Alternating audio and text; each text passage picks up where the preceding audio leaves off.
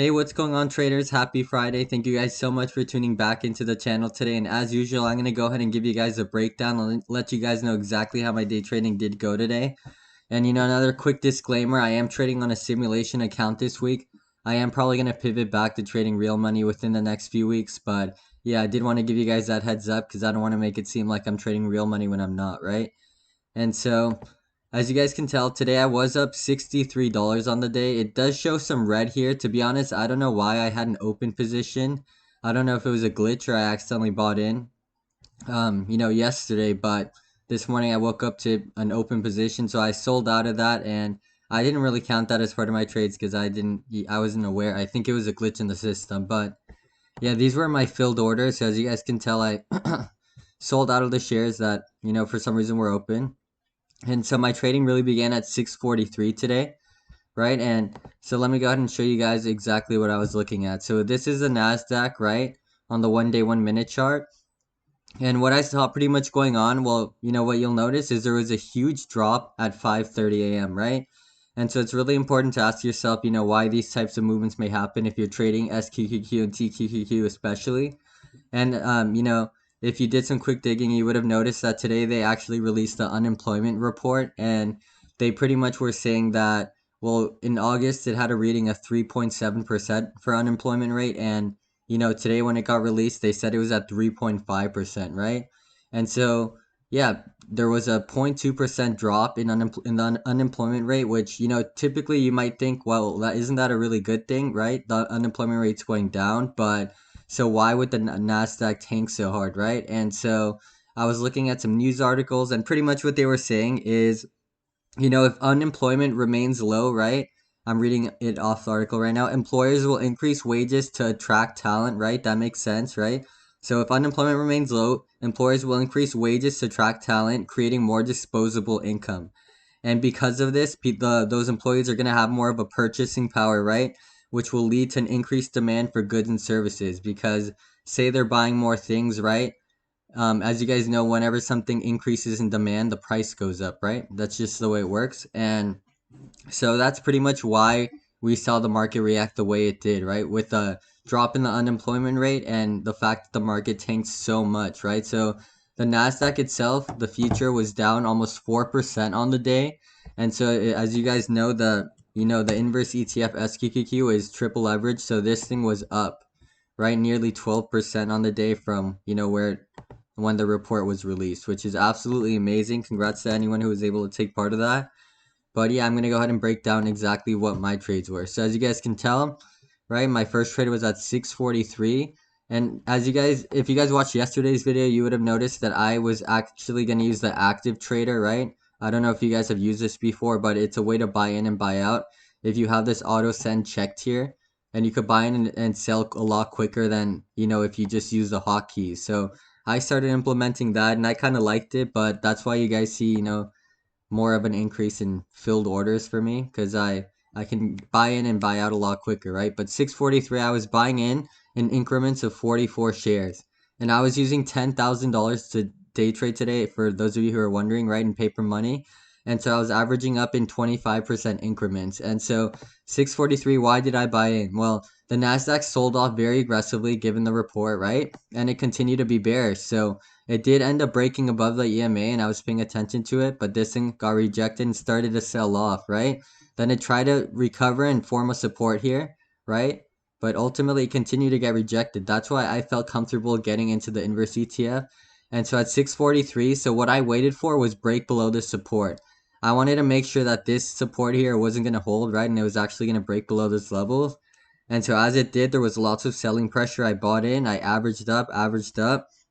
But as you guys can see, I sold out within relatively quick amounts of time. So that's one thing I do want to, try to improve on in the future. And it's the fact that I didn't give it more time to actually, sell off. I was more hesitant on the fact that, it was pretty oversold on the day in terms of it already sold off a decent amount. And I didn't want to risk this thing reversing, right? So that's why I was kind of hesitant as it was taking a little bit of time to fall. It wasn't falling as fast as I thought it would, right? When I was observing it earlier on. So that's why I decided to cut my trades quick. But that allowed me to also get back in, right? So I would buy, then I would sell at more overextended levels, right? Then I would buy back in a little later, right? So at 648, I bought back in. Why did I buy back in? Well, this thing, right? I ended up cutting lots of my shares at 644, as you guys saw. This thing continued to just sell off, and so I decided to try with not a heavy position size, right? Just 25% at 44 shares. And then I would cut it as it would sell off a bit more, and then I ended up taking one more trade at 654 and sold at 656. So it's still part of this drop over here, right? It continuously was getting rejected by the EMA. And so as you guys know, $10,000, my daily goal is 1%, and so that would have been $100 on the day. I obviously didn't hit my goal, but the reason why I didn't continue trading was well, for one, I had to go to work, right? But the second reason why I didn't want to continue trading was I felt like the market, well, I was actually able to make my money in the market within a short period of time, right? Within less than half an hour or about half an hour, I was able to trade and, be up $60, $70. So I was super grateful for that. And I already recovered, all of the red that I was yesterday. So, given how how I was able to make almost 0.7% within a short period of time, I was pretty happy with my performance, and so I just wanted to play it safe there. But there obviously was a lot more money to be made, right? Lots of money still left on the table. You could have continued to trade this thing anytime it broke below the EMA, right? So what you could have noticed is anytime it broke above the EMA, it didn't hold very well, right? Or it didn't hold for long. It would recover, right? Break above it a bit and sell off. Break above it, right? Consolidate a bit, sell off. So any single time it broke above the EMA, as you guys can see, it did a very poor job of trying to continue that uptrend, right? And so that would have indicated to me that it was very bearish on the day, and I could have continued with the flow, right? All the way up till almost market closes when, these lows are at. So, as I mentioned, congrats to everyone who was able to take part of that. For anyone who's been in Tesla lately, right? I have about 7 shares of Tesla, not that big of an amount, but this thing has been absolutely hammering us on the day today, right? Or not just on the day, like the past 20 days, really, right? It's been really, really decreasing in value pretty fast, and today again, right, down another 6.3% after already having, a pretty bad week. As you guys can see, right? The past 5 days, so it was trading at almost $300, right? If I go on an even bigger time frame, you'll see it was trading at over 300 at one point, right? And this thing is now trading at $223, right? So the news of Elon acquiring Tesla has just absolutely been tanking the market, or not Tesla, sorry about that, Twitter, right? His acquisition price for Twitter at $54.20 a share was finally, well, they're gonna go through with it now, so that's been causing a lot of selling pressure on Tesla, given the fact that he himself has been selling lots of his own shares, right, billions of dollars worth, to be able to put it up for the deal. And on top of that, right, just off the fundamentals, if you guys notice like the past year on Tesla, right, this thing has been pretty bearish, right, as most tech stocks have been. Well, a lot of them, right? So anytime it approaches these more overextended levels, it's making these lower highs, as you guys see, right? It'll push up, pull back, and then the next time it pushes up, it won't be as high as it was before, right? It'll pull on back and it'll go even lower than it did before. That's what I mean by lower highs and lower lows, right? It'll pick back up and then sell off. It won't go as high as it did last time, and it'll go even lower. So we are seeing this thing continue.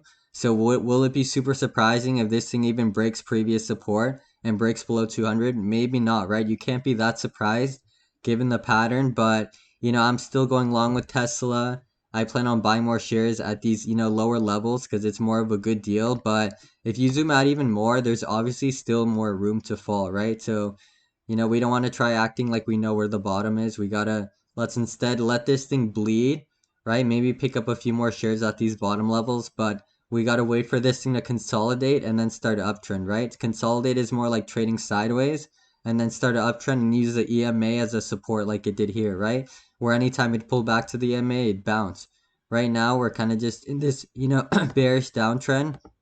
And so we definitely want to see that start to change, right? To be more in our favor. But yeah, that's pretty much everything I wanted to talk about with you guys. The Nasdaq itself too, right? If I go on a bigger time frame, this thing has been bleeding a lot lately, similar to Tesla, right? And so as we can see, the past 10 days, it's had a strong resistance anytime it's approached these levels, right?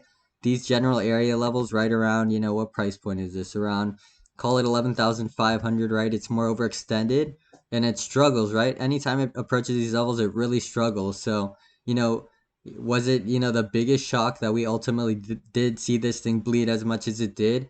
Well, not really, right? The news itself wasn't the best. And as this thing continued to fall, right? It broke below this previous support and, it just absolutely tanked on the day back to previous, more of general support area. So we got to follow up with it and see that where this thing's headed. But, given all this negative news we've been receiving, well, negative catalysts that have been driving the market down, right? And the fact that, if unemployment rate's going down, that means the Federal Reserve is still going to really try their best to increase the interest rates and all of that stuff. So it's really gonna, there's no saying that we're at the bottom now is what I'm really trying to say. But yeah, that's pretty much everything I wanted to talk about today. Thank you guys so much for tuning back in today. I hope you guys all have an amazing weekend and I will see you guys Monday. Take care.